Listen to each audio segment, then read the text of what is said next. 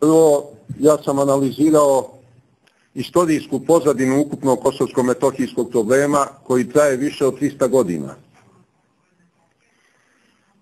Problem datira zapravo od Bečkih ratova, kada su Turci poraženi pod Bečom 1683. godine, austrijska vojska je prodrla duboko u Srbiju i podigla srpski narod na ustanak.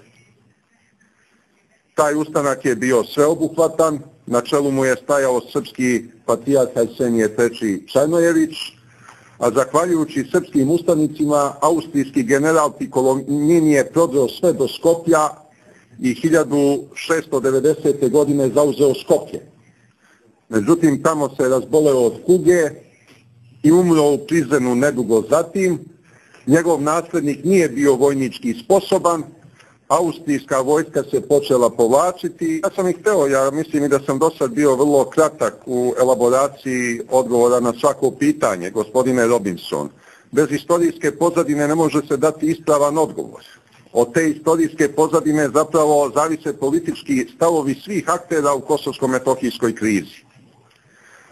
Osnovna suština te krize zasniva se na načinu promjene etničke strukture kosovsko-metohijskog stanovništva koja počinje da se mijenja nakon Bečkih ratova.